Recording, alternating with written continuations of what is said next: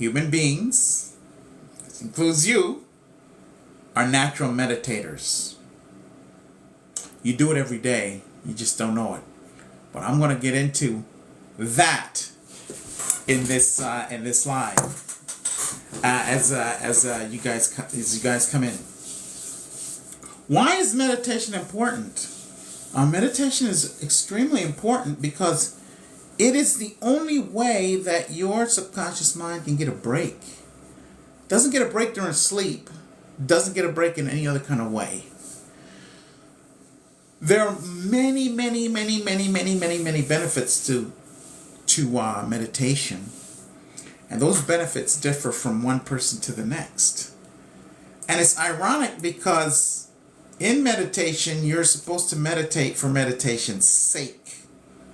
Not for any kind of agenda or reason other than just meditation itself, because meditation is the art of doing nothing.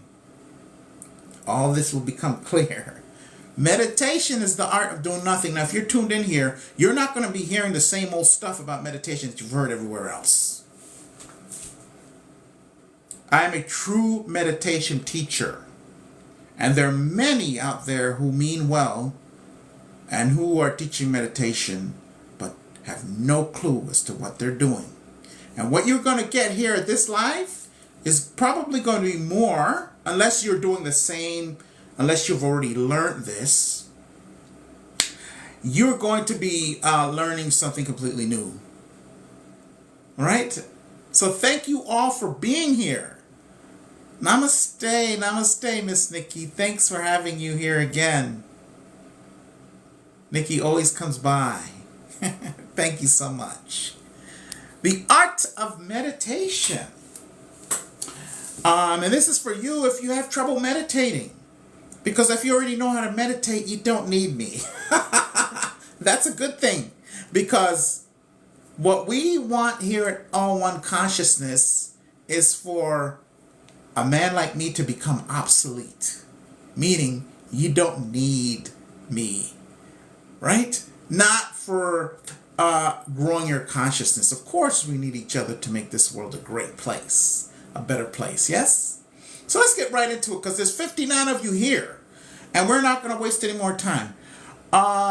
Meditation. Let's start off with what meditation is. Meditation is the art of doing nothing.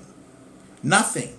And I say that, and I'm going to break it down by talking about the other things that are often conflated with meditation, but that are not. So let's get that out of the way. There are 3 ways that human beings can create activity. Let's start with the first one. Let's start with the first one. The first one's a concentration. What's a concentration? Anything that you're doing that's dedicated to that thing is a concentration. What I'm doing right now is a concentration. I'm talking about meditation. So my focus is on one thing. I'm concentrating on speaking to you about meditation. Your work. Anything. See, we're very familiar with concentrations because most of the time that's what we're doing. And in certain places like the West, concentrations are the only thing that's valued. And that is a big gap in the consciousness. That's why I spend so much time really simplifying consciousness and simplifying how we can gain and grow our consciousness, especially for those in the West, those live in North America, South America, Europe, Australia, because you have the hardest time getting this because it's been drummed into your head, because unless you're doing something physical, it's not important. Doing nothing is not something to be proud of in these cultures. In certain other cultures, though, doing nothing is important. And that's what meditation is. So concentration is the first way for us to do things.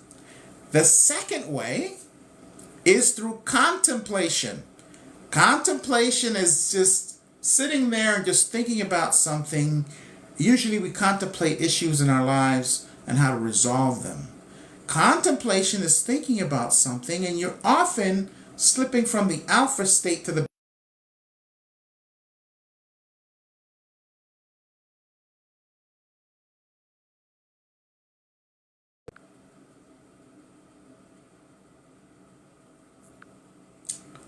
know what happened right there, folks, but we slipped off of TikTok. I don't know if you guys saw my background there. But we were talking about, went through the first step of how we do these. There's only three ways you can do an activity. Concentration, which we first talked about. The second way is contemplation. And I'm talking about these things so that you know the difference between the three. Because a lot of people are confused between the last two that I'm going to be talking about, which is contemplation and meditation. We often call contemplation meditation, and they're not the same. It's important for you to know that so you can actually do the thing that you want, because when we mislabel things, we end up doing something thinking that we're doing something else, thinking that we're doing another thing. Right? So contemplation is the art of you're using the mind to focus on something. You're not physically doing anything. That's the difference between concentration and contemplation. Concentration, you're involved in doing something physically. Contemplation is just using your mind to contemplate and to figure out what to do in an issue, what steps to take next, how to address something, etc., etc. Contemplation is a very important thing, and you can grow your consciousness through deliberate contemplation. Through deliberate contemplation. Many of you say, when I'm cleaning the house or doing something that I do all the time, doesn't require me to think a lot, doing the dishes, mowing the yard, I meditate. You're not meditating. You're contemplating. Because in meditation, you're not doing anything. You are still. Meditation, doing nothing, stillness, do not involve you washing dishes, mowing the yard. That's not meditation, because that is not stillness. It is contemplation. It's still a great thing. Contemplation is good. There's no knock against any of these three. We're just differentiating the three ways we can actually do things on planet Earth. Concentration, contemplation, which involves the mind. Please remember that. And now let's get to meditation. Meditation differs from contemplation in that you are doing nothing. You don't even have an agenda. You are just sitting there still. And your idea is to still the mind, but that's the idea is to bring the mind to some stillness, but it's not something that you are going to be working to do. You see, effort and work is the enemy of meditation. Effort and work are the enemies of meditation. And I'm going to break down to the slightest layer what that means, right? So before I get into meditation, let's see if some of you have any questions about what I've said so far. Then we're going to get into breaking down meditation, because you see, once you know the difference between meditation and particularly, we won't talk about concentration anymore, particular meditation and contemplation, you will have cleared up 90% of the issues that you have with meditation, if indeed you do. Okay, please help, because I'm a starseed and an empath. This earth hurts. You said please help, but you're not giving me any specifics. So, Native Chick, just give me some specifics. And then I can, because that's a good question, by the way, and I want to address it. Another queen. Okay, so you've had it. My mind won't stop long enough to meditate. Okay, good. Jojo Masaki, yes. But honestly, I think I meditate in nature. Okay, all right.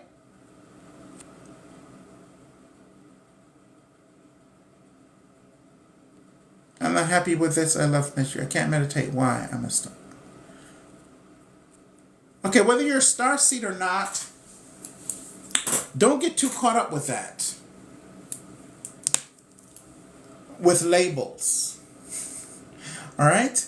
And also, don't get too caught up with the physical side of this planet. right?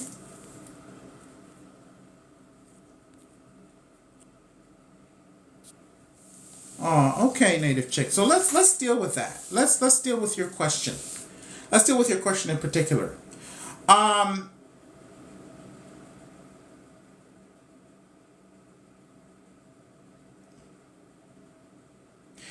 this planet is the most difficult on in the universe to live in.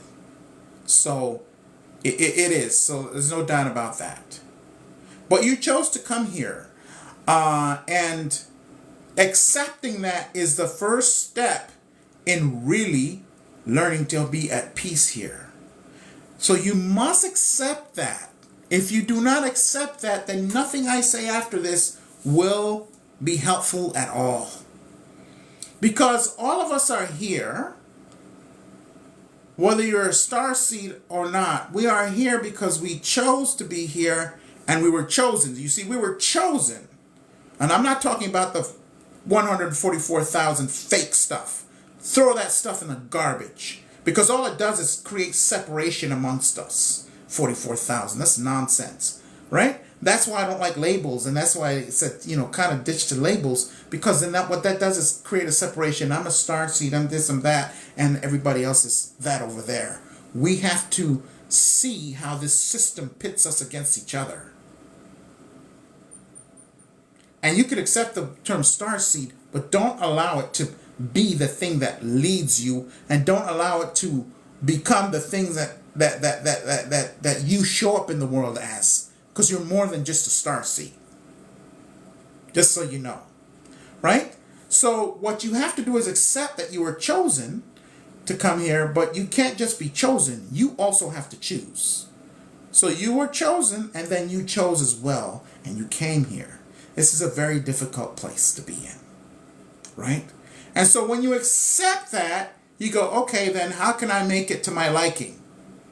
You cannot do that until acceptance comes, right? The first thing, acceptance sounds like a very simple thing, but I want to spend time on it. Acceptance is one of the steps into the 7 laws that govern the universe.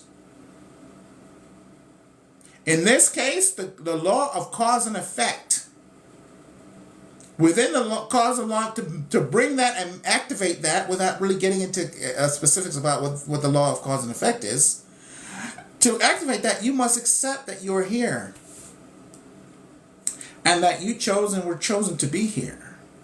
Once you accept that, and you go, accept it doesn't mean you approve of it, doesn't mean you accept everything, doesn't mean you approve of it, you're gonna, that or any of that nature. Acceptance doesn't mean approval. It just means I'm here, and so how can I make this my place? Right? So you want to get to the place where you are saying that to yourself. Not in the place where you're always talking about your suffering. Because this reality you must see, Native Chick 373, you must see this reality as an entity. And we all live inside of this entity. And it lives on your pain and your suffering. So you must not separate yourself away from your situation. You are not your life situation. You're not the pain here. You're not any of that. You're your own entity. And you're going to take responsibility for how you feel and not allow the reality, which I say is an entity, to dictate how you feel. Because it will feed on you. As it has been for most all of our lives. So when you see this reality as an entity, and by the way, it shows up all the time, mostly in the form of other people. Because who's causing the suffering here? Let's face it, it's us, right? It's humanity. We're causing the pain and suffering, and it is the reality that dwells within. Nothing else. This reality exists because of our minds. Our minds create it. Right? This reality is a creation of the human collective mind. So how do you make it your own the way you want to in this situation? You create your own reality. And you ignore the reality that is being created at large. Yes, ignore it. You accept it, then you realize that this place is an entity and it feeds on your pain and your suffering, so stop giving it up. You see? So this brings in another side of you that's been waiting. Because I can feel that you're seeing things a little differently. I can feel, and if I'm wrong, please tell me. I'm not here to say I'm not here to be right about everything, but this is my experience in working with many people, star seeds, people who feel very deeply. And this isn't to say once you take this stance that you're not going to feel things. But what it's going to do is allow you to, when that comes in, those feelings that are not yours come in, you accept them, and then you transmute them, meaning you change their energy into something positive. You see someone dying, you see the wars. You go within your mind, and because you're a very powerful being, that's why you're here, within your mind, and you go out. And you have psychic abilities, by the way. You can do this. That's why Spirit is telling me to tell you this. You go out, and with your mind, you take the souls and spirits of those beings and you send them to the light. You send them home. And don't worry about the physical side of who they are, because once that perishes, it goes back to the earth. You see? So this reality wants you to look at the physical thing that's happening. And boy, there's lots for you to see. There are wars going on. You step outside of your house, you turn the TV on, you turn the media on, you even turn this app on, and people are always talking about bad news. Lots of great things happening on planet Earth right now. But you're only going to hear the bad news. And now the media, the news, because we no longer pay attention to the news. We don't pay attention to the news anymore. The guy and the gal, the guy with his tie and his makeup, and the gal with the tie and her, with the girl with the nice dress and the makeup and looking all beautiful. We don't pay attention to those robots anymore. They don't have the same effect that they used to have. But like I said, this system is an entity. You must look at it in that way. It transforms itself. It's very smart. A lot of people, especially in the spiritual community, like to underestimate. Oh, the negative agenda, they're going down. And yes, that's true. But they are smart. This reality is very intelligent. It transforms. It gets into the corners. It infiltrates. It takes over for those who underestimate it.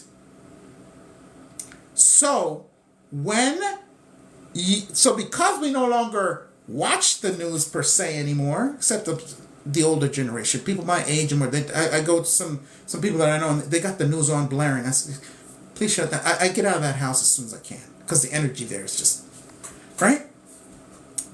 And so, what does this reality do? It puts people that look like me and you. It's not the guy at the tie and all of that. It's people that look like me and you, and they put them on this app. And every time you turn to something, they're always telling you about watch out, look what's going on, da-da-da-da-da-da. And the worst ones are the ones in the spiritual community. Because they're afraid of everything.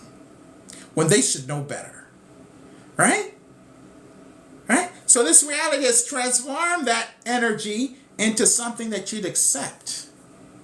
When you see those people and their bad news, just see them as the reality. They're fakes. They're agents of this reality, trying to get you to lower your frequency and shift your vibration into much, much slower and denser energy. It's all planned, right? And so I say turn away from them very quickly, because you know how these apps work. YouTube, TikTok, all of them. It works on an algorithm. If you watch something, it keeps sending you the same thing. It isn't trying to get you. It's the AI. It just gives you what it is that it thinks you're interested in. And there are ways to, if you're getting that kind of stuff on your feed, there are ways to change that, and then you watch only positive people, and that's the only thing that comes to you. Because there's enough negativism. You don't have to go looking for it, right? So the first thing you want to do is accept. Then you want to look at things the way they are. When you see people and they're bringing their stuff, don't look at them personally. Look at them as the reality and look beyond them. And when you see someone coming with their nonsense, just with your mind, you say, I see you back there. The wizard behind the curtain, the one pulling the puppet strings. I see you back there. You're not fooling me. And then you just look right past them. And I've even done this. Someone comes up with their nonsense and I go, 1 second. It's not you. But just hold it there. It's not you. It's not personal. And I'll talk to the thing back there and they'll look at me like I'm crazy. And then it's over. But you don't have to do that. You don't have to do that. You don't have to look at that person because they are a robot. Most of the people you're running into that are plucking your emotional strings are robots. You are aware and they're not. So you have the advantage. Please remember that. Right? And you transmute it. Take that energy out. You might have to work a bit on yourself until you get to the point you walk into the room and your energy is dominant. I don't mean dominant is in controlling other people, but dominant is in your energy is the one that takes over the room. You got an asshole over there in the corner. You got somebody talking shit over there, and you walk in and your energy takes over. And it must, because energy doesn't know good, bad. It must, because if the asshole's energy is stronger, it will dominate yours, even though yours is loving. So you want to get to the point where you control what goes on in here. Where out there doesn't control it. Because you must become more of a thermometer, or rather a thermostat. You must become a thermostat rather than a thermometer. What's the difference? A thermometer is a slave to the place that it's in. It gives you the temperature of the room. Wherever it goes, or wherever you put it, it just tells you what's going on there. It takes on the energy of the room, the temperature of the room. A thermometer, on the other hand, changes the temperature in the room. Want it warm? Turn it to a certain... Want it cold? So we must become thermometers. We must become thermometers to change the energy in the room. Now, I'm telling you a lot here. I'm sure you're getting it, but I'm saying this because this is, by the way, I'm a spiritual coach if anybody's interested. And this is the thing that I'm just telling you these things. But then in the coaching, I get into deeply of how you do that. You know, how to do that. And I kind of give a couple of things here, but you can't do that on this, on a live. But I'm giving you an idea that you don't have to be a thermostat, and you're not doomed to be in sadness and taking other people's shit and energy all your life. Because you're not here for other people's stuff. You're here just for yours. Just for yours. Right? And you love going out into nature. Nature is your friend. Go out into nature. She will, the mother Gaia, she will give you everything that you need. But if you stick around, and you should, because you're here for a reason, I will be doing a simple guided meditation, and there's a technique in there that you'll learn really quickly. I'm here Thursdays and Fridays, by the way, 8:30-ish. I'm on a little bit later tonight, but usually 8:30-ish at night. And I do that every live. And you can do this for yourself. You'll learn it. Real simple, where you just connect. No matter where you are, you can do this.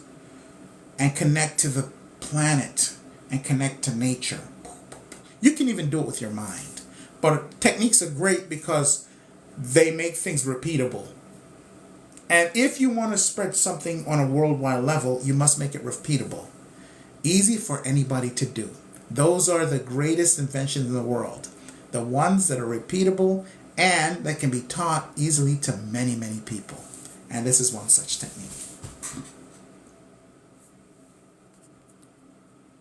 So your sensitivity is your sensitivity needs to have some guards in front of it. I don't know what kind of relationships you have. And I know this is hard, easier said than done. But your sensitivity is not out there just for the world. It's only there for certain people. And your sensitivity, believe it or not, is a superpower. Because as a healer, you're sensitive to know where the healing needs to be. But then you need to have the know-how to pull the sensitivity back once you know. Because again, you're not there to feel other people's stuff. Even someone that you're healing. You're not there to take on their stuff. You're not. Otherwise, you won't be any good to yourself or anyone else. 1 or 2 people and you're finished for the month. You see? That's another thing that this reality does. Makes it so hard that you don't want to do the thing that you're here to do. Right? The thing that you're here to do. So let me know if you have any more questions along those lines. How do you stay still though? I'm going to get right into that right now.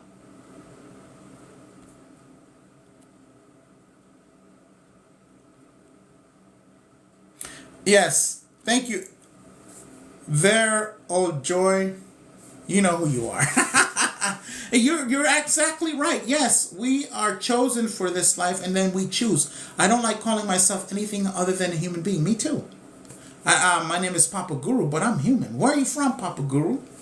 I'm from planet Earth. I'm from everywhere and nowhere all at the same time. But I am an earthling from here. And later on, when this place evolves, you will see why that is a great thing to be been a part of this. It's not it's not fun doing it in the now. Yes, I know. But you can, because you can create in this world and be at peace and happiness in it. As long as you take control of what's going on within. You see, you can't control what goes on outside of you. Other people, other things, the environment, you're not in control of that. But you should, and you better be in control of what's in here. Because if you're not, others will, and it's not a good thing for you. You must be in control of what goes on within here. You must be, because you need to be a... I'm going to tell a quick story, then I'm going to get to being still, okay, you guys? I'm going to get to that right now. But this is so important. I have a plan, and then my higher self, my spirit, put something else out because it touches someone in the right way, or a few of you. I'll tell you a quick story. You ever watch National Geographic? Thank you so much for the likes. Thank you all for being here. Ever watch like any of the nature shows, and you go to a place, hey native chick, thank you. You go to a place, let's use the Amazon, and they're walking through the Amazon. Everything looks the same, same animals, everything, ecosystem. And then they get to a place that's completely different from the rest of the Amazon. It's got its own wildlife, little shrimp and fish. It's got its own fauna and flowers. And it's a small little space. And those things only exist there. Nowhere else outside, anywhere else in the Amazon, or even the world. And there's a creature that lives in a little pond that creature only lives in that pond and that pond only. And it's got its own little ecosystem within a grand system. That's us. That's us as people that are aware and awakened. So we create our own little ecosystem starting from within here. Our own little thing. Our own little world. If you may have it. Your own little world that's completely different than the world at large. And what does that do? Other people can see that they're not stuck with the same old crap that they've had all their lives. Because you're an example of how you can be the creator within the created. That's what we must become. The creator within the creator. With our own little ecosystem. Completely free and devoid of the nonsense going on outside of it.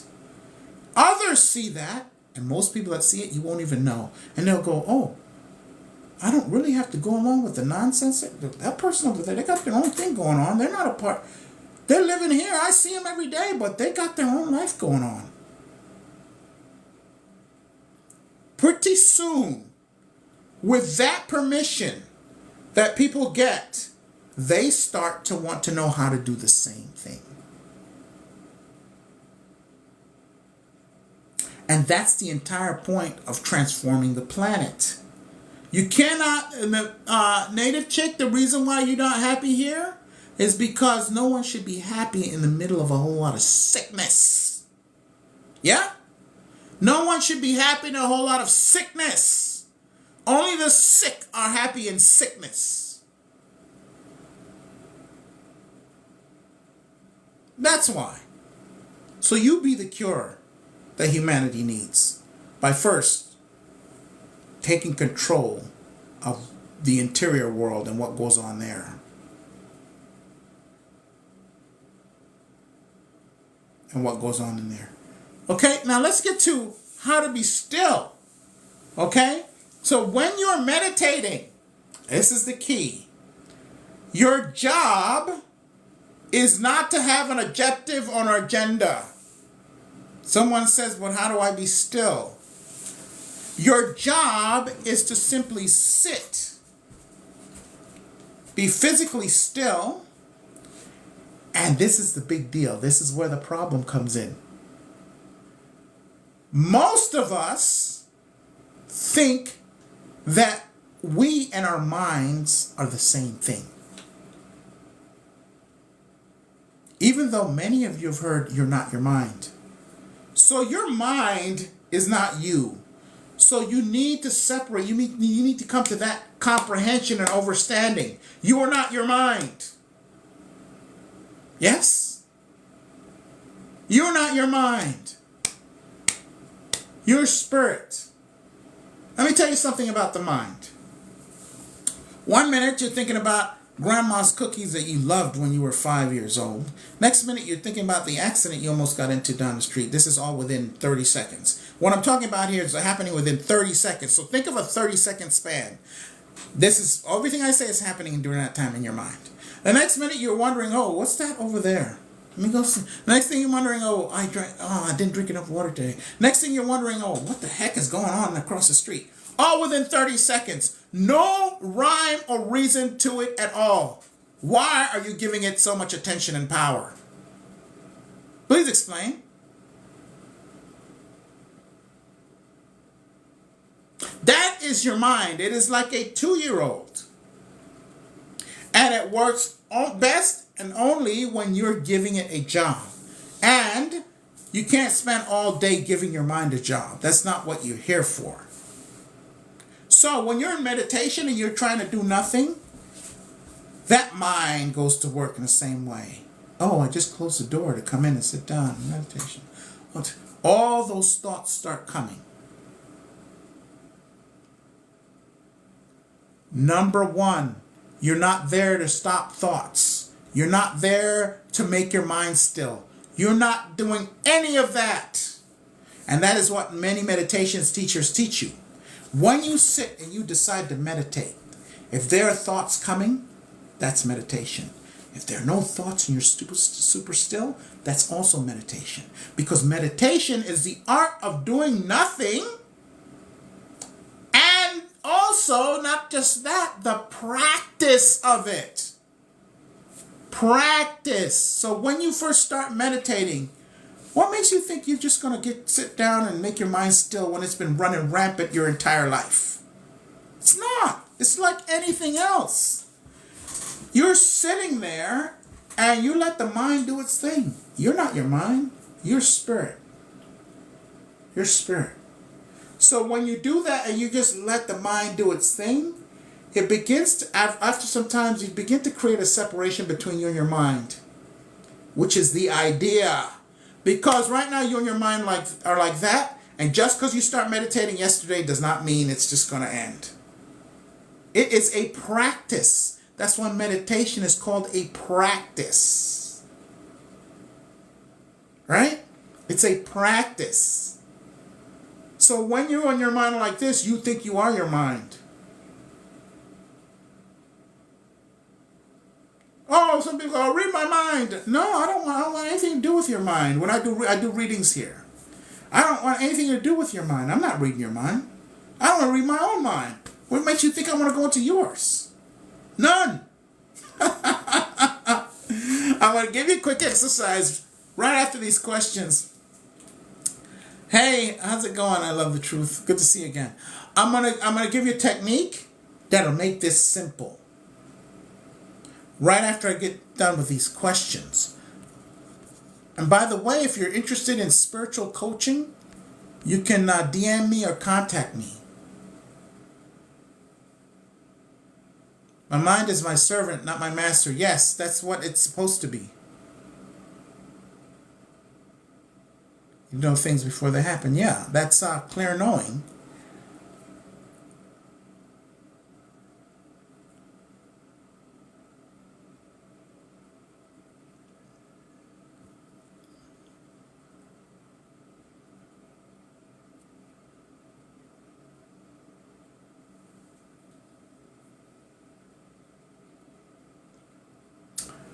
But they're not many of us.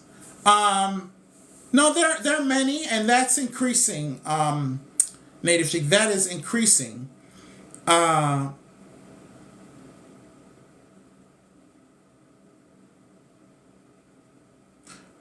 is increasing, and what you need to do is build a great relationship with yourself, and stop looking for acceptance and understanding from the outside. That's some tough words for you, but it is not going to come in that way. The minute you start doing that for yourself, and as I said earlier, I teach this in coaching, then all of a sudden that starts to come, because your mind will then respond to you much better. Your mind is the creator of everything that is happening. I want you to go watch my TikTok that I put out today about what you do every night before you go to sleep. I'll give you a homework assignment and include that. It's very simple, but it's very important that you give your mind a job before you go to sleep. And I tell you how to do that in my latest TikTok. I just put that out, okay?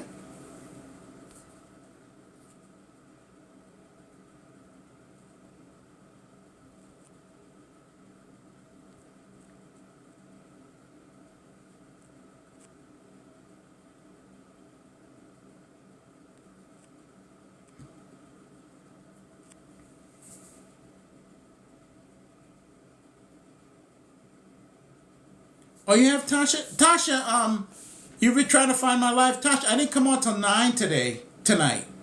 Maybe that's it. I was a little late tonight, Tasha.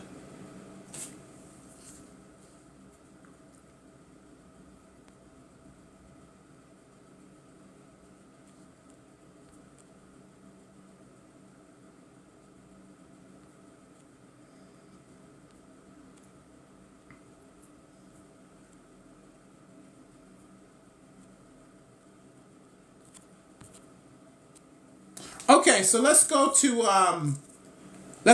a technique that you can use to really help you to get this down of the practice of meditation. The practice. First of all, no, you're not sitting down trying to do anything. You're not trying to stop the mind. You're not trying to do anything. So with this technique, this will really help you in meditation, because a lot of times you go into meditation and you don't feel like anything be meditated at all kinds of stuff going on in your mind, and you think it's a waste of time. It's not. You're actually meditating, right? Because you're practicing. So here's what you do. Every time you go into meditation, you are an audience. You sit in your chair and you get comfortable. You want to be sitting up, not laying down, unless you have a condition that makes you have to lay down. It's sitting up. Meditation is something you do sitting up. Very comfortable. You don't have to be in any kind of tricky position and all that. Comfortable. You know, they show people meditating and doing this. They got their legs in the lotus position. That's just marketing, okay? You just need to be sitting comfortably, because not everybody can get in that lotus position. Comfortably. That's the first thing. You want to make sure your atmosphere is comfortable, no distractions, and you're sitting quietly and silently. And then in your mind, you are the audience. And there's a stage. What's on the stage is your mind. You see how this separates you from your mind, just this very act. And you're just sitting there. Some of you, if you just follow your breath,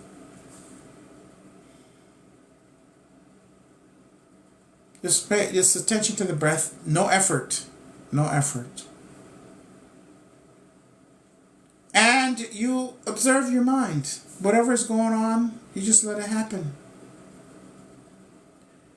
And even if the mind brings up an incident that happened yesterday, we were at the grocery store and the cashier was nasty and rude, don't participate with the mind, because that's activity. What do I mean by don't participate with the mind? You don't go, oh yeah, that cashier was so rude. That's why I had to give it to her. That's why I had to tell her about herself and report her to the manager. Now you're participating. Do not participate. You see, we are too good at participating with the mind. We must become horrible participants. We're too good at participating with the mind with everything because we think we're a mind. No, we must become a horrible participant with the mind. You let it do its thing. You don't judge what the mind is going through the mind. You don't judge it.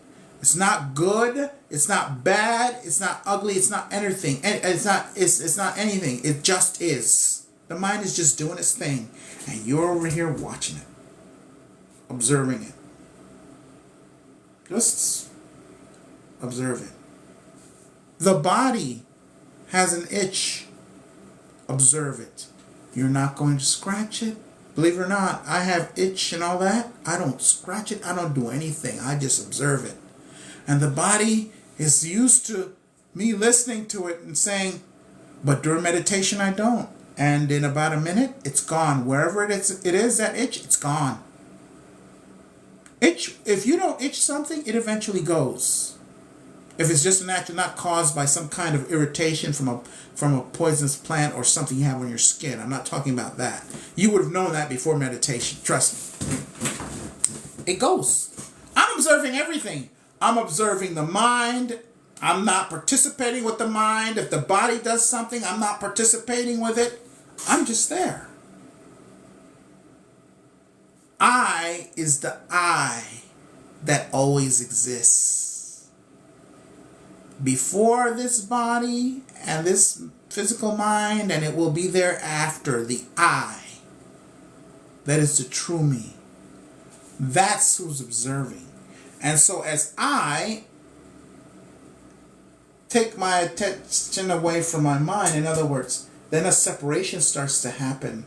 And then I start to move away from the mind and become more aligned with spirit. Naturally happens.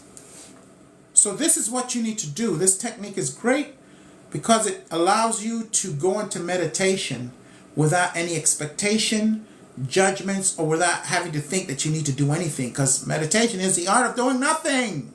Nothing.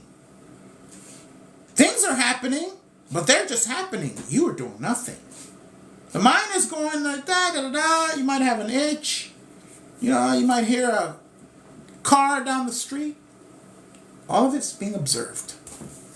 Participating with none of it. And those thoughts that are happening, that's a part of meditation. You might go in one day and boom, you close your eyes, you go so deep and you wake up, 20 minutes have passed, and you go, oh my God, I just got out of meditation. It's like time just passed by. That's meditation too.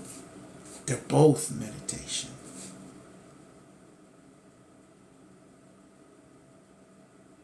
They're both meditation.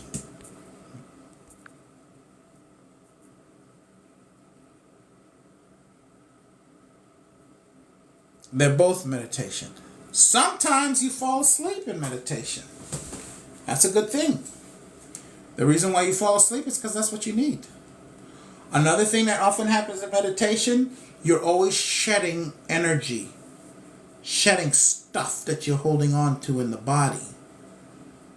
And sometimes when that stuff is so huge, you need to be really relaxed, you'll be put to sleep. Your body will go to sleep so that it can be in a relaxed state to release that thing.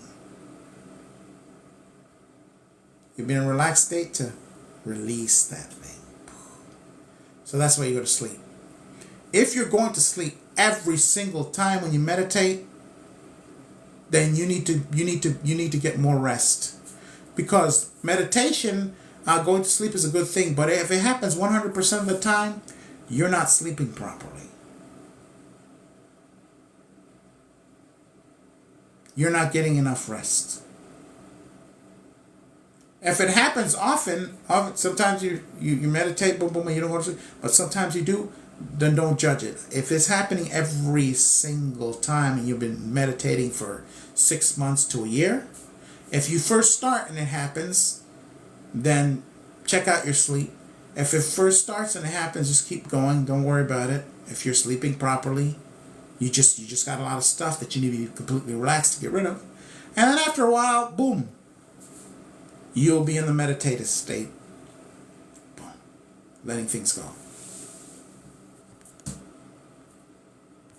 Okay, let me see if there are any more questions.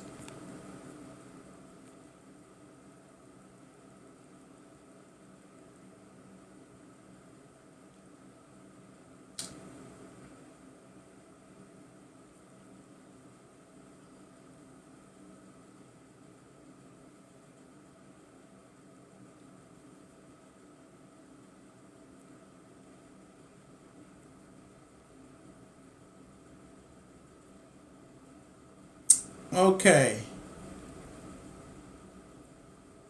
All right. It's only the same questions I've had here.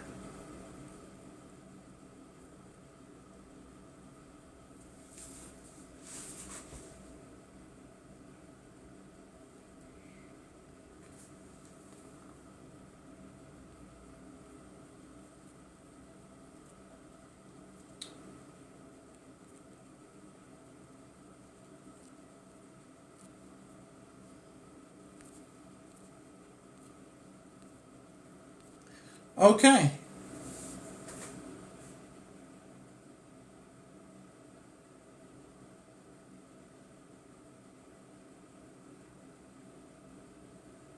Thank you so much, Love and Truth. Hey, London, how are you?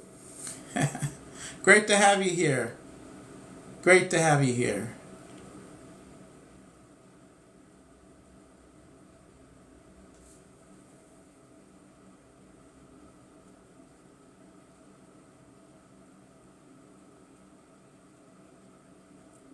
Thank you, Gabby.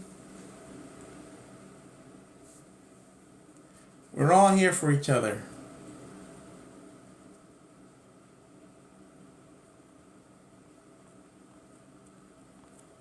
So yes, so that's what you want to do. You want to be an observer. Put yourself in the audience. Put your mind on stage, and don't participate or pay attention to anything going on that stage. You're just observing, just the observer. Now, do any of you have any questions about things? If you're a meditator and things have happened and you have questions that you might have, I'm willing and ready to feel them. But while that's going on, I talked about meditation and contemplation.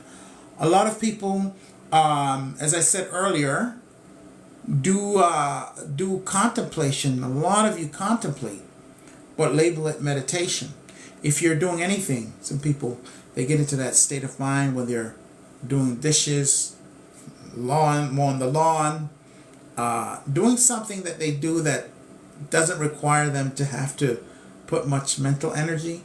They tend to contemplate, but then they label that meditation, and that's not meditation, it's contemplation. Very important distinction to make. And contemplation is very, very good, by the way. You can grow your consciousness with contemplation. It's involving the mind, whereas meditation works to not involve the mind. You're engaging your mind in contemplation, and you are, meditation is disengaging the mind. That is the difference between the two. Right? They're both very, very useful. Both very, very, very useful. Contemplation and meditation. But meditation is in a league of its own because there are so many things that it does. Now, I said earlier that we are all natural meditators. There's no such person that cannot meditate. I repeat, there's no such person that cannot meditate. That is a fallacy. And I'll tell you why. Right? By the way, it's not about trying to control your mind when you're in meditation. I don't want anybody here to see that and think that's what it is. To control your mind requires practice. And it's not something people can just do. Some can. And if you're one of them, if you're one of those people, then you're one of the fortunate ones. But that is not advice that I would give to anyone.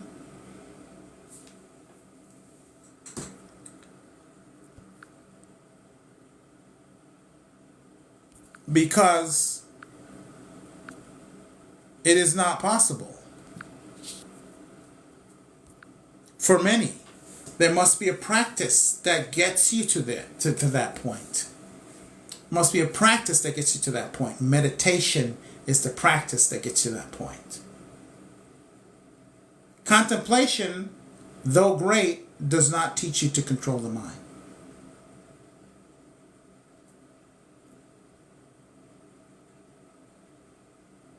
Okay. But that's why I emphasize I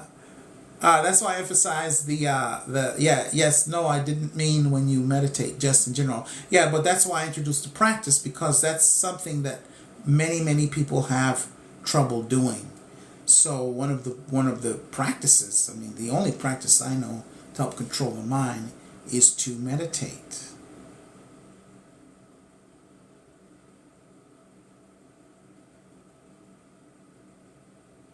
Yeah. It's not easy.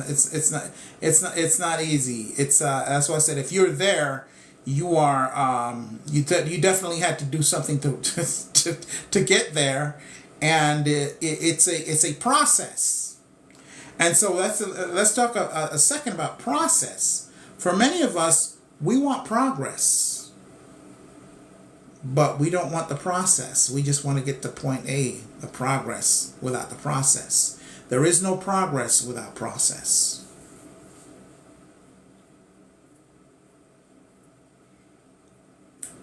There are real joy. You've been here the whole time, and I just told you I naturally go into meditation when I'm doing my daily chores. You've been here the whole time, and I've just told you that that's not meditation, that's contemplation.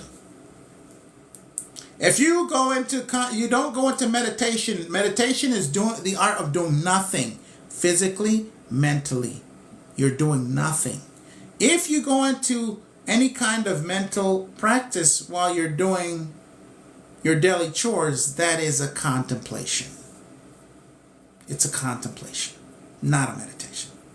I want to make that perfectly clear so we don't keep mixing the two, because you'll think you're meditating and you're contemplating, and the things you think you're getting out of it are not the things you get when you meditate.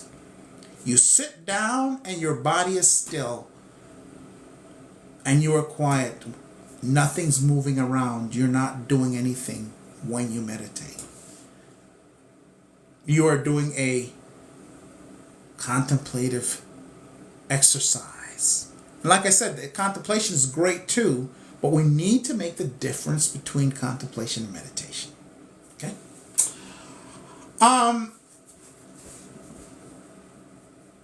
So we want to make sure that the processes we have, because as a teacher, I must be very accurate.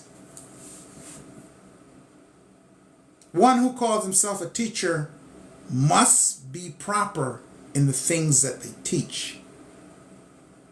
Language is important.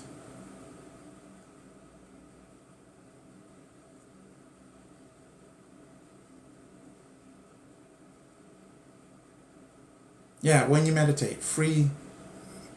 Yep. Okay.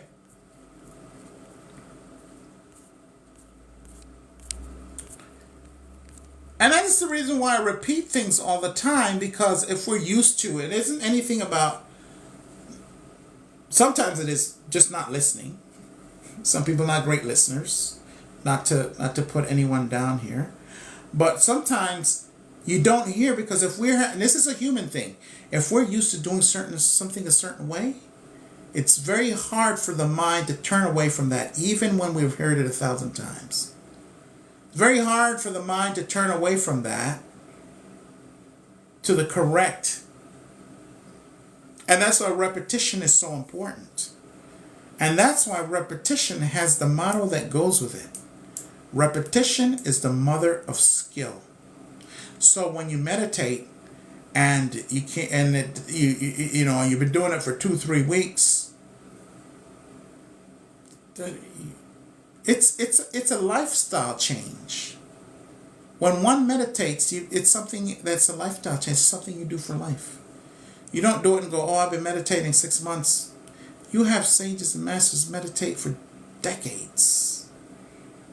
Meditate 5, 6, 7 years. You know, I'll give you my story on meditation. When I first learned how to meditate, and I went to experts. I was taught by a master teacher. The first few times I could feel the difference. Then after that, it was just like I was just closing my eyes, opening them up, and I was like, nothing's happening. But you know what? For thousands of years, the great sages meditated and talk about it from all different cultures, walks of life. So this thing must work. If so many people over thousands of years have been talking about it, don't know each other. And people in my meditation classes talk about the benefits. So I kept at it. 6 months in, same thing. A year in, same thing. Year and a half. After a year and a half, I noticed a difference in my life that came through meditation. But I had to do it for a year and a half. What else am I going to do with my time? Meditation is spending time on the self on every level. It is not a waste of time, and it must be a lifelong and a change that you make.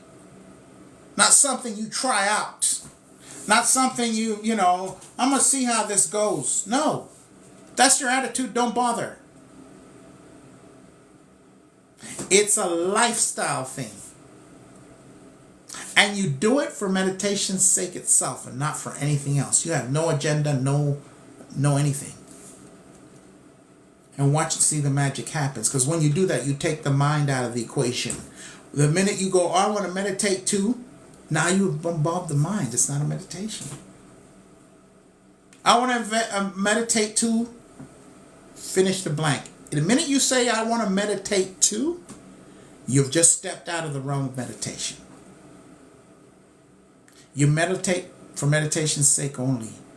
And it is the art of doing nothing. Work is the enemy of meditation. So when I talked about how you engage the mind when you're on the audience and you have your mind on stage and the mind brings up something that happened, if you start justifying it, that is participating with the mind. It is effort. Effort, work, whatever you want to call it, is the enemy of meditation. Because meditation is the art of doing nothing. The art of doing nothing. The art of doing nothing. Now, I said earlier that we're natural meditators, and I'm going to prove it to you. Well, it's not really proof, but you can look it up easily. This is how we meditate every day. If you're a non-purposeful meditator,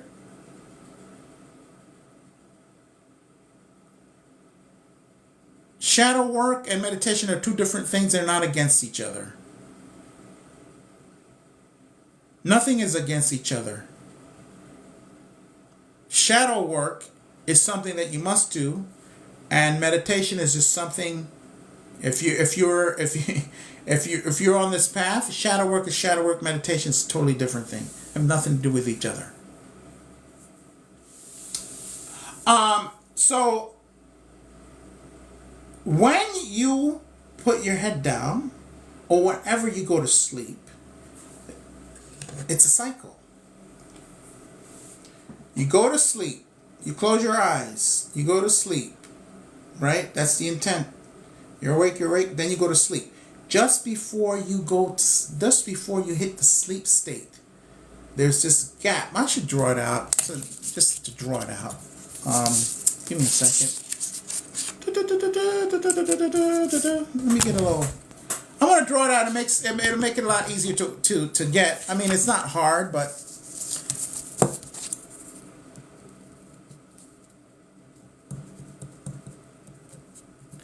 All right. I'm going to exaggerate that.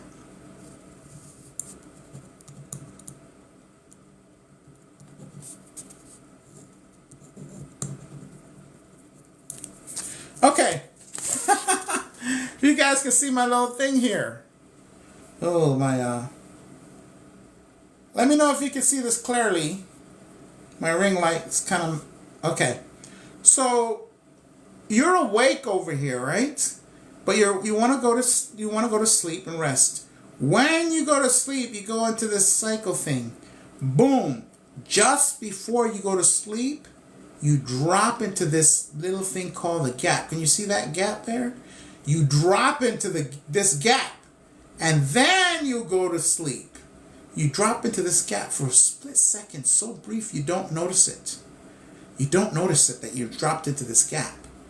Then you go into the sleep state, which then puts you into and then you can go into the dream state after that. But before you hit the sleep state, you hit this gap. It's called the gap. And very experienced meditators will say, I'm going to hit the gap. And this is what they're talking about. Because this gap right here is a meditative gap. This is the meditative gap that you hit every day or every time you fall asleep. You know, you heard the term fall asleep. There's a reason why the word fall is used. Because you fall into this gap and then you hit the sleep cycle. You fall into this gap. Now, when you go from the sleep cycle and you awake again, you fall into the gap again before you awake. This is the meditative gap. So when you go into meditation, you're extending the amount of time you stay in this gap. So even if you meditate and you stretch the amount of time from this gap, I'm literally saying a split second, not even a whole second. So when you go to meditation and you're in this gap for 3 seconds, it's a victory. You see? It's a victory to be in this gap. So you meditate for 20 minutes a day and you hit this gap for 3 seconds, it's a victory. It means you're increasing the amount of time that you're in the gap. Why is the gap? What is that gap? You know how they say we are all creators? We all have access to everything. That's that gap. It's called the realm of pure potentiality, where all possibilities are. It's called the quantum realm. That's why every human being is so special, because you have access to the quantum realm, and we're the only ones that can access that realm. There's no machine that can do it or anything. I know Marvel, they got the movies out about the quantum realm. That's not the quantum realm. They have to make something up. It's not the quantum realm. And Ant-Man is known as the most powerful superhero. You know why? Because he can work in the quantum realm. That's every single human being with a spirit and a soul.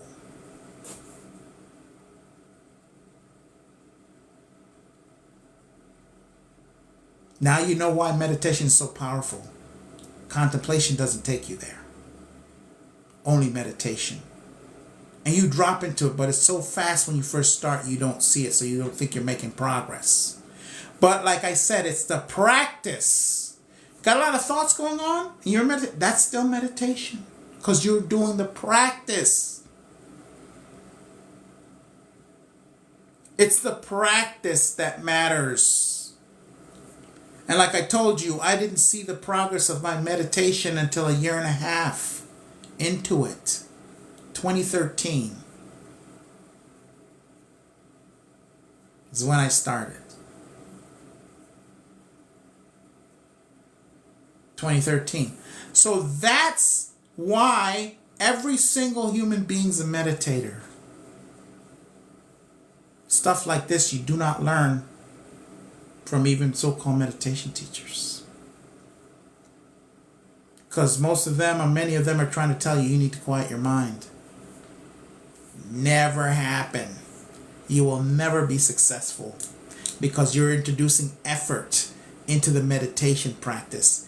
Effort, work, enemy of meditation, because it is the art of doing nothing. Art of doing nothing.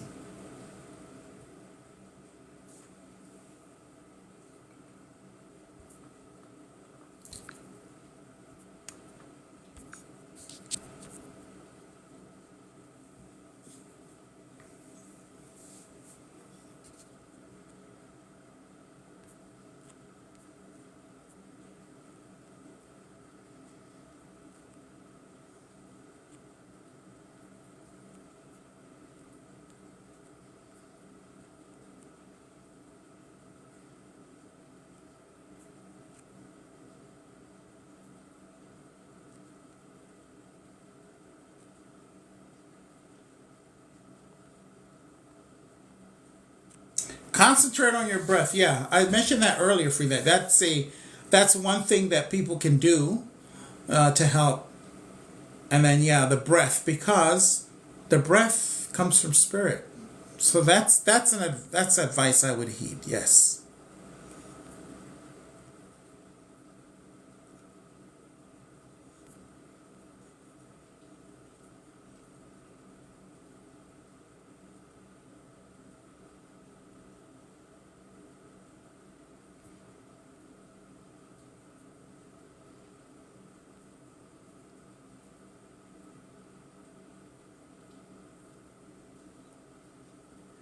All right.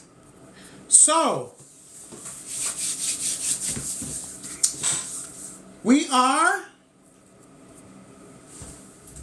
at the point. Anybody have any questions about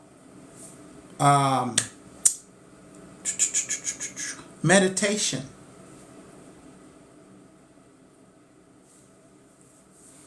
Any questions? Let me turn this heat off. I'll be back in a second.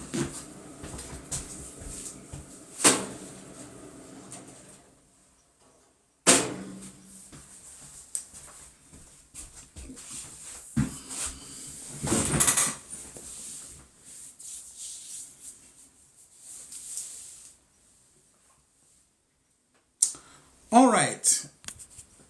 Any questions about meditation? Oh, hey, Energy Flow. How you doing? By the way, you guys, Energy Flow is in London right now. Hey, you guys, hit the like button. We get more people in there. Thank you. There's 54 of you in here and only 10K likes. Go ahead, appreciate it. Hit that like button for me. She's in London right now, so it's really early in the morning. And the Energy Flow is my partner, you guys, and also she's from England.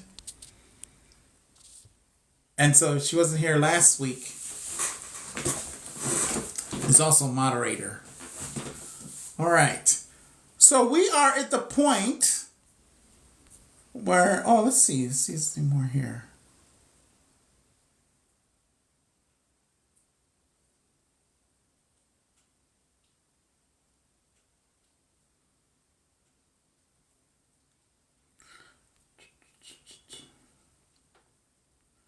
Oh, do you think we can access it through music and dance? I'm not sure what you mean, but I think I know what you mean. You're talking about accessing the quantum realm. Yeah. You can, actually. Music and dance is a way to access that realm because it's within. You can actually do that through music and dance.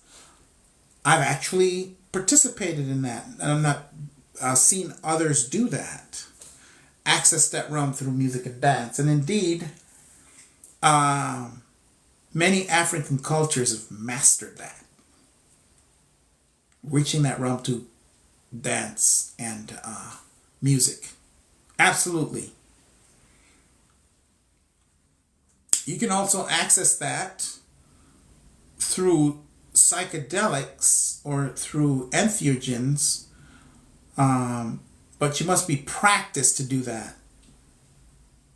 You know, you have to have a lot of stuff to use the mushroom kingdom and the ayahuasca to do that. You must have clear that they're going to do what needs to be done first, and then once you get to a certain point, you can access that. You can use that to do it, but not everyone can do entheogens, psilocybin, or DMT was found in ayahuasca. So if you notice on this planet, there's more than one way to do anything. And it's a wonderful thing. We're pretty ingenious beings as spirits. We did not restrict this planet to just being able to do something one way.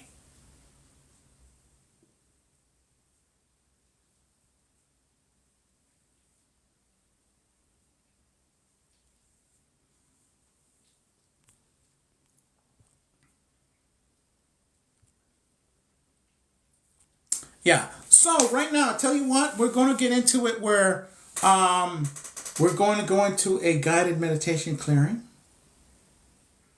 And I mentioned that earlier.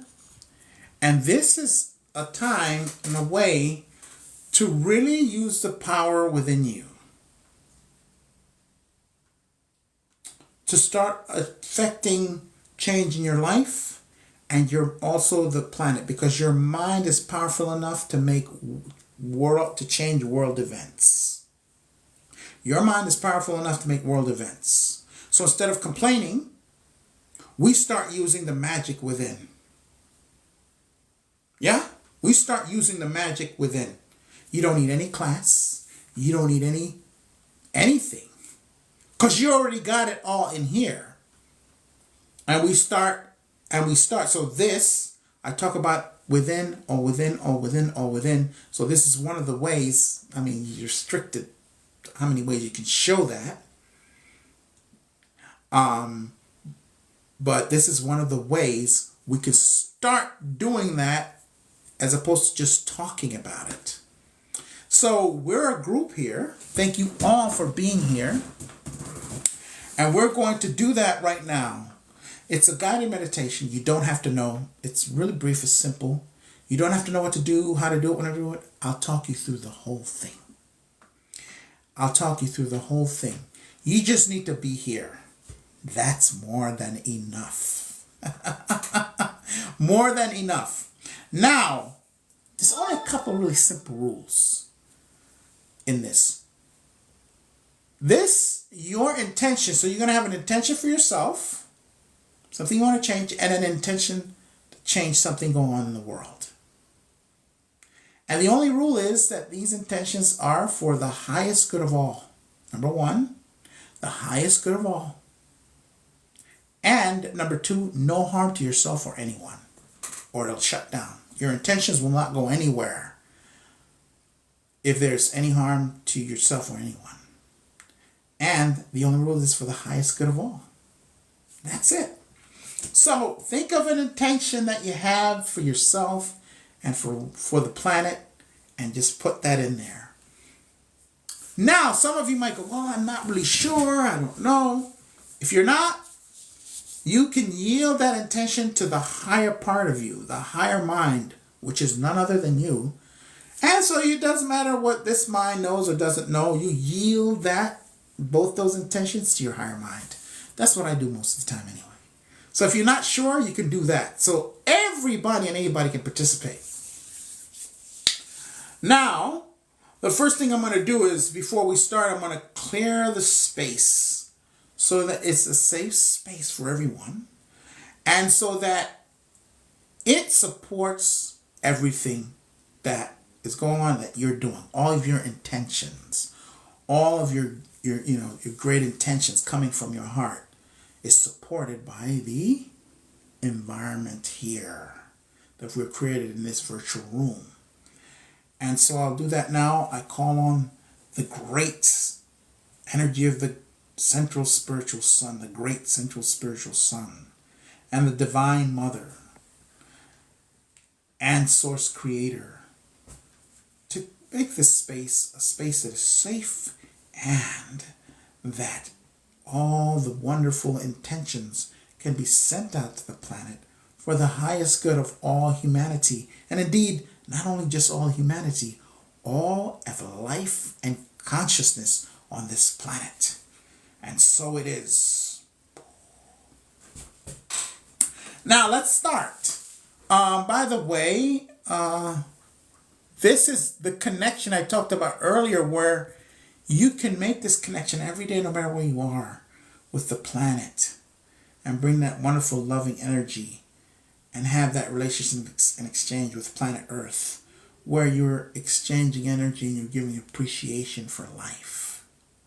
This is an exchange. This is not you always asking for something.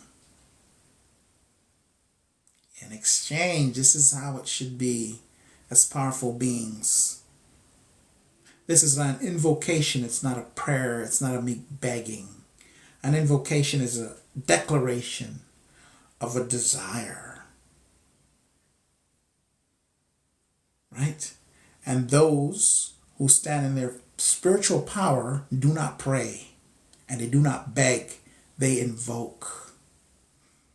That's you standing in your spiritual power as a being here to transform with the assistance of the divine, which is nowhere else but within you. So let us begin. I'll start walking you through it. The first thing we want to do, we're working with our hearts and the energy of our stomachs, just the energetic belly brain, the seat of the emotions. This is the part of you that transforms you,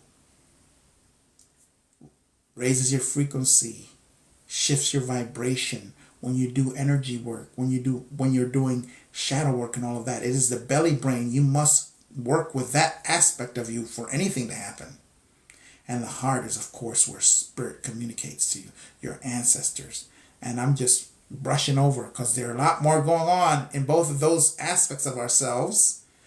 These are energies, the heart energy and the stomach energy. And the energy here is for our physical reality, but you don't want to be in your head doing this work. You need to be in your heart and your stomach.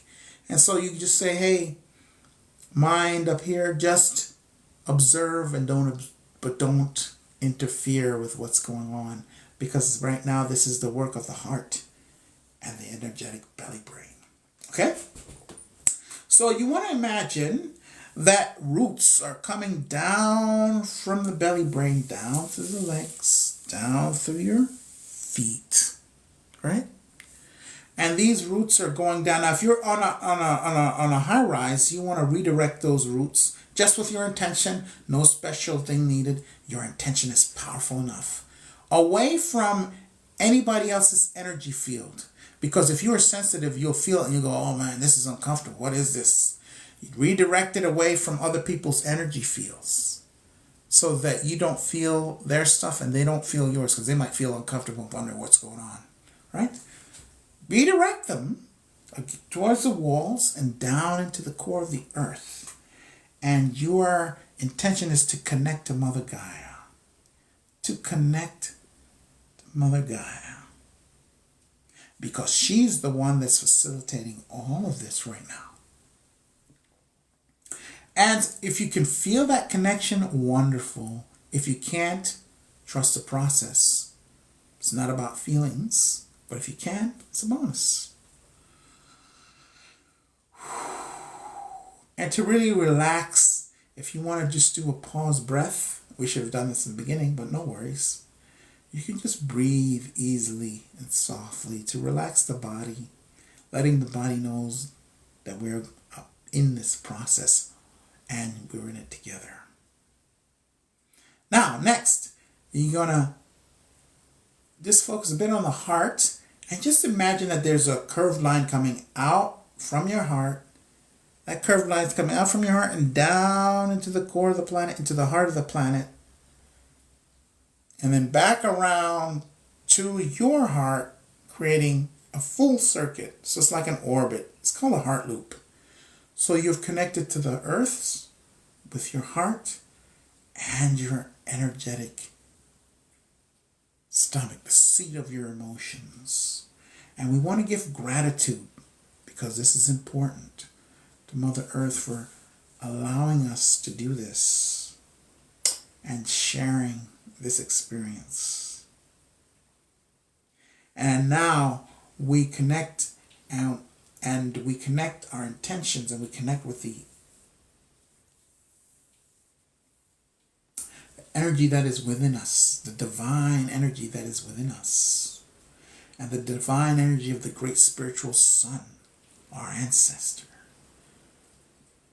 and the divine mother, the divine father, who we refer to as source. And we now have that connection going intentionally. We've never lost that connection. It's not like we don't have it, but now we're intentionally giving it our attention and direct cooperation. That's what makes the difference. And now we also double down on creating this environment so that it is supportive of what we're doing, and that nothing that can interfere or interrupt with anything going on here, anything untowards, must be dismissed, transmuted. And we now begin with, we bring in all agreements, all bonds, vows, and situations that stand in the way of our progress and our evolution, that stand in the way of the progress and evolution of this planet. And not only that, we want every spirit and every soul that is lost and cannot find their way to be taken by this great energy and taken home, and to find peace and declare any energies that are standing in the way. Let that be done now. And also the energy within our inner child. It all begins there, folks. Embrace that aspect of ourselves, because that is where your power lies. It's within that aspect of who you are. And now we bring all into the light so that it can be transmuted, and so that the great intentions and all else that is needed, that the divine knows, even if we don't know it within our physical minds, the divine knows to be brought in to replace all that needs to go.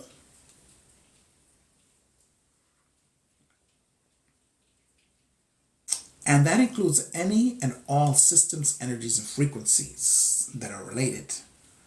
And let that be done on every timeline and temporal location, every dimension, level, realm, density, or reality, on every universe, infinite verse, multiverse, omniverse, in past, present, future, in any altered or mirrored dimensions, locations, and all that is related, and we yield that to the divine and our spirits. We're not concerned of how it's going to happen, when it's going to happen, who's going to do it. That is not our concern. Our concern is to initiate by doing this great action, and the divine takes over from there.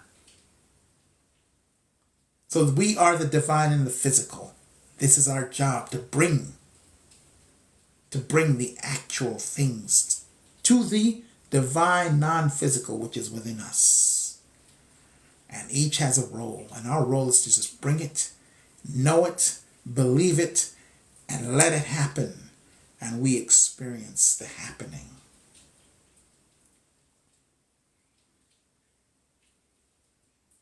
And from the sovereign authority of our core inner beings, we declare any of the aspects and facets that were named, and even those that were not, fully and completely null and void, so that that which we desire, that is for the highest good of all, can come in and take its place. And we remove all permissions, whether we gave them knowingly or unknowingly, willingly or unwillingly. And from the sovereign authority of our beings, we also claim all energies taken, stolen, or given to be brought back to us in divine timing. And from the sovereign authority of our core inner beings, we dissolve, dispel, and disintegrate. Dissolve, dispel, and disintegrate. Dissolve, dispel, and disintegrate. From every level of our being, all related implants, imprints, overlays, cords, belief systems, self-beliefs, self-perceptions, feelings and emotions that no longer serve, sadness, sickness, and fragmentation, and any other system, energy, or frequency that's related. Let this be done for the highest good of all with divine harmony and timing, and the most benevolent outcomes possible. So it is. Now, if some of you are still in your process, you don't have to come out just because I've completed. Stay in the process that you're in for as long as you need to, and we will hold space and support you until the process is complete for you. For you.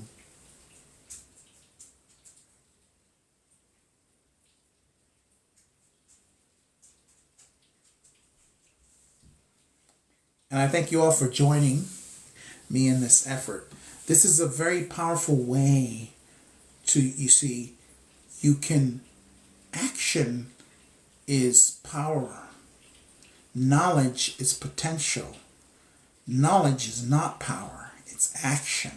So when I say to you, it's all within you and all of this, it only stands to reason that the next step is to actually take that knowledge and that knowing that I'm talking about when I point to you being the ones that are going to be the transformers here, to actually start in this very subtle way.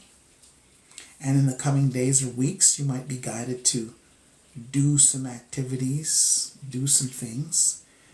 Don't believe what you hear, because it's the divine within you that is speaking to you. Sometimes the divine speaks through another tongue, another mouth, maybe me, someone else. You will always get a feeling, and when you get that feeling, trust it. That's your intuition. That's your intuition. It's a wonderful thing. It's a wonderful thing. Now, I always encourage, if anyone chooses to talk about their experience in this guided meditation, totally up to you. I just always encourage that because it helps others to hear sometimes. You know, because even in something as an energy as powerful as this, but very subtle physically, people might go, oh, is anything really happening? And so when someone talks, it makes it easier for people, for you guys.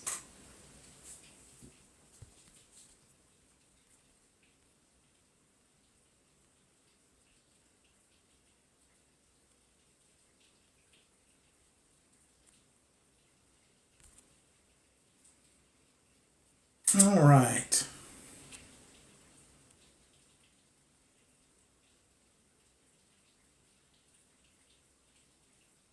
Thank you guys for being here. Deeper and renewing, cosmic ascending. All right. That's fantastic. So, again, thank you for being here and for participating in this live. And again, if anybody's interested in spiritual coaching, and also you can subscribe to the live, it'd be a great way of support. It'd be fantastic. If there are any questions about the subject today, meditation or anything else, you can also contribute that.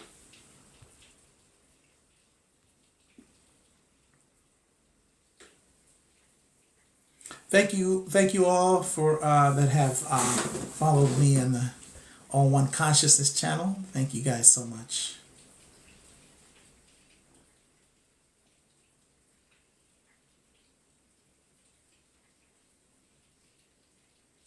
Thank you for being here. So today we learned about meditation, what it is and what it's not.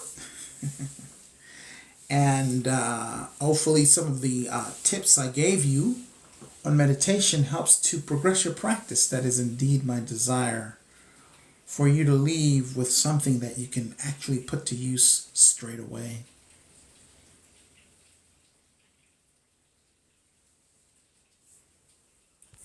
Fantastic.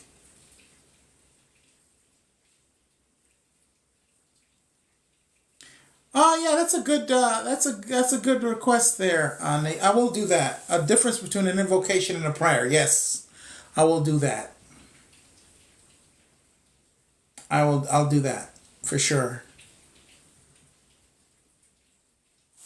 Yeah, I'll make that as part. I'm gonna do a couple of them tomorrow. I'll make that one of them. No doubt about it.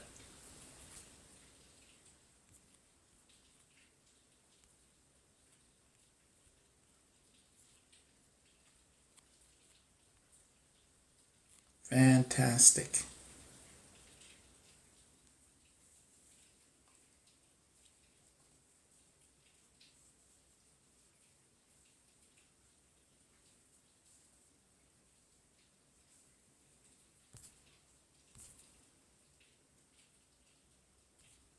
I'll do that. So if there are no more questions, let me run through here, see if there's a couple of pertinent questions that I might have missed.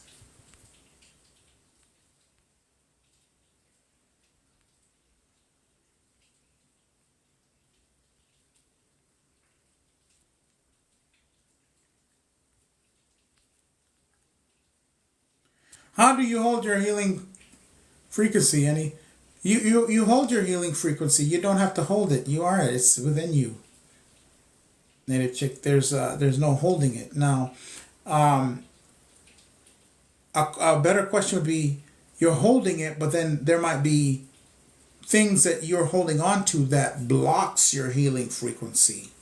Like, what am I talking about? Like things that you're holding on to from childhood, traumas, things other people have done to you, old relationships, that you're hanging on to these heavy energies, and they end up like blocking that energy that you came here with originally.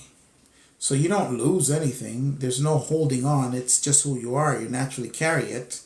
But you can have things in front of it that kind of weigh you down. That is why shadow work, and which, to be specific, getting rid of the things that are not you, getting rid of the things that you are holding on to, all the things that you don't like, that you complain about, you're holding on to this. And every time you talk about, you build a story, and the story helps to keep the thing going, alive. So you have to drop the stories and get rid of the trauma and the things that the stories are about, because they will weigh you down and keep you behind. How do you know when you're in the quantum realm? That's a good question. Because the quantum realm is really the realm of nothing.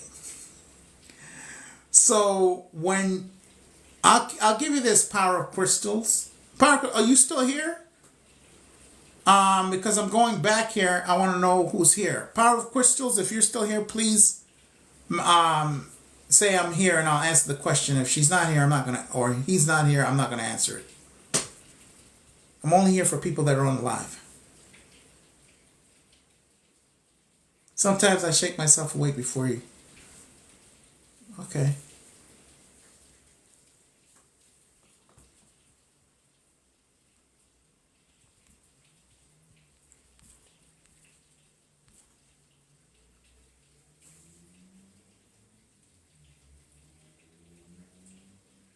All right.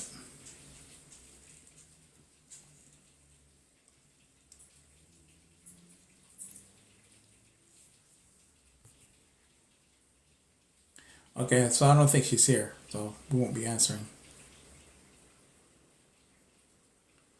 People who are not here.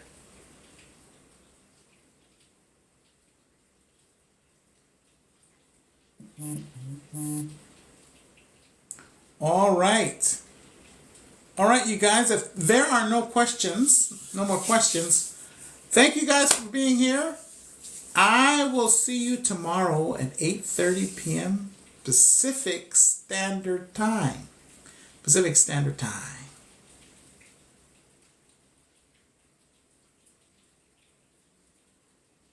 You guys have a lovely rest of the night or day.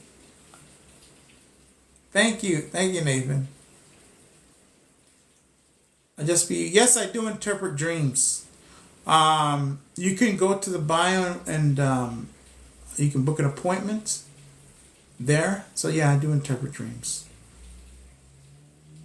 I encourage people to do dream work, where you really get deeply into yeah. You're welcome, Just Tandy. Thank you. Thank you for being here. All right, thank you. Thank you guys. I'm gonna take off now.